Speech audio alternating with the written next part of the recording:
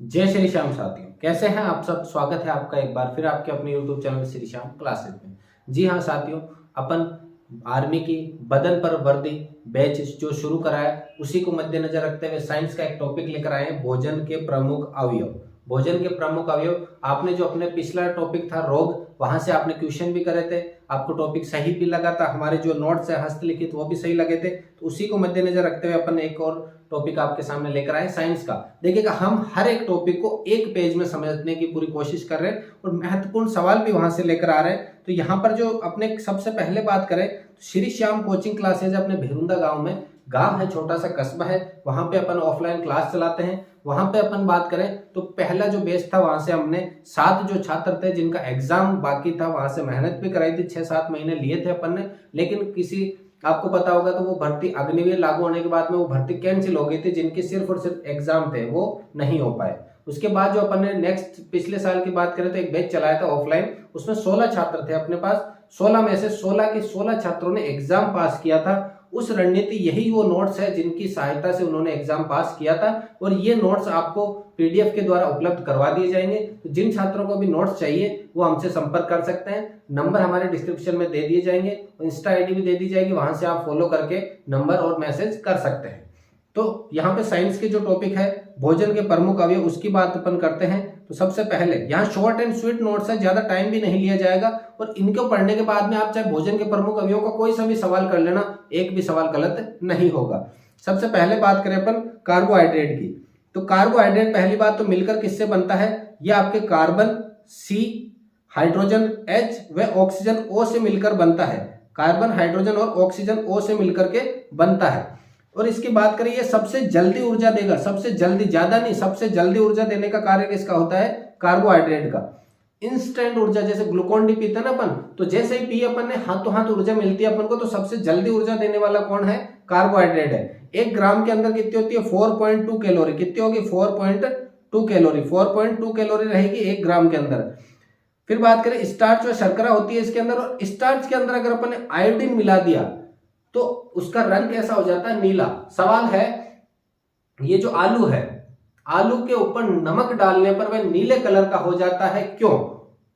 क्योंकि आयोडीन की वजह से आलू के अंदर स्टार्च होता है, स्टार्च के जैसे ही संपर्क में अगर नमक आता है, आयोडीन आता है, तो वो क्या हो जाएगा, आपके नीले रंग का हो जाएगा। मोस्ट सवाल है ये। उसके बाद बात करें शॉर्ट एंड स्वीट तरीके से, ज्यादा डिटेल की जरूरत नहीं है। वसा की बात करें तो कार्बन, हाइड्रोजन और ऑक्सीजन, वसा और कार्बोहाइड्रेट दोनों एक से मिलकर बने हो, ये दूसरे स्थान पर ऊर्जा देती है और ऊर्जा का केंद्र है। 2 प्रकार की होती है, संतृप्त ऊर्जा बैड कोलेस्ट्रॉल और असंतृप्त जो गुड कोलेस्ट्रॉल होती है पादपों से प्राप्त होती है, और 1 ग्राम के अंदर लगभग 9 किलो कैलोरी होती है। फिर उसके बाद बात करें खाद्य रेशे, खाद्य रेशों में सेलुलोज नामक पदार्थ पाया जाता है, जिसके बारे में बात करें तो ये रसदार होता है। जो अपने भोजन के अंदर रेशे पाए जाते हैं, रेशे जो भोजन को आगे की तरफ गति प्रदान करते हैं, अगर रेशे नहीं होंगे शरीर में तो अपने भोजन को गति प्रदान नहीं होगी। जैसे पेट में कब्ज वगैरह रहती है तो वहां पे ये रेशे क्या करते हैं, सहायता करते हैं अपने को मल त्याग करने में। अगर रेशे की कमी होती है तो अपन को बाहर से गाजर वगैरह, मूली वगैरह जो खाते हैं अपन, इनसे क्या मिलते हैं, रेशे मिलते हैं। और गाय वगैरह के अंदर ये सेलुलोज नामक पदार्थ सबसे ज्यादा पाया जाता है, क्योंकि वो खाद्य रेशे ज्यादा यूज करते हैं। फिर बात करें अपन प्रोटीन की, प्रोटीन की बात करें तो प्रोटीन का इंपॉर्टेंट है। प्रोटीन में कार्बन, हाइड्रोजन, ऑक्सीजन के अलावा नाइट्रोजन पाया जाता है। क्या पाया जाता है, नाइट्रोजन। तो कौन से भोजन के तत्वों में नाइट्रोजन पाया जाता है जैसे सवाल है आपकी बुक में, कौन से में, प्रोटीन के अंदर।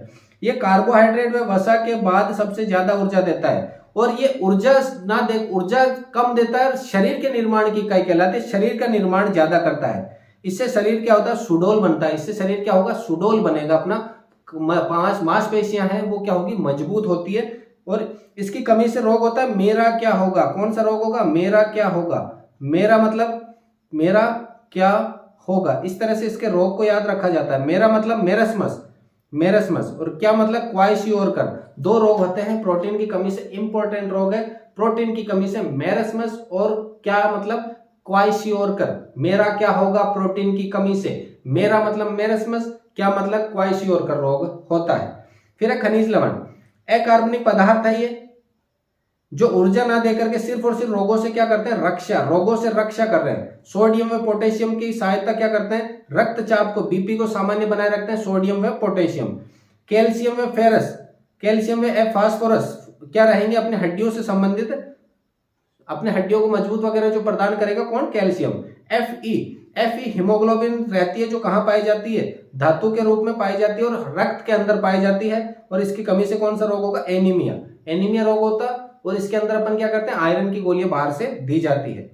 आयोडीन, आयोडीन कौन, किसकी कमी से रोग, इसकी कमी से रोग होता है, घेंगा रोग, और इसकी कमी से कौन सा हार्मोन निकलता है, थायरोक्सिन हार्मोन। थायराइड ग्रंथि जो गले में होती है उसमें थायरोक्सिन हार्मोन की कमी होती है, फिर बाहर से इनको दिया जाता है थायरोक्सिन हार्मोन। फिर अपने विटामिन, विटामिन की खोज किसने करी है, हॉकिंस ने, लेकिन नाम किसने दिया है, सी फंक ने। तो विटामिन की खोज हॉकिंस ने करी है, नाम दिया है सी फंक ने। फिर विटामिन ए का वैज्ञानिक नाम है रेटिनॉल, और रोग होता है रतौंधी, शॉर्ट एंड स्वीट तरीके से।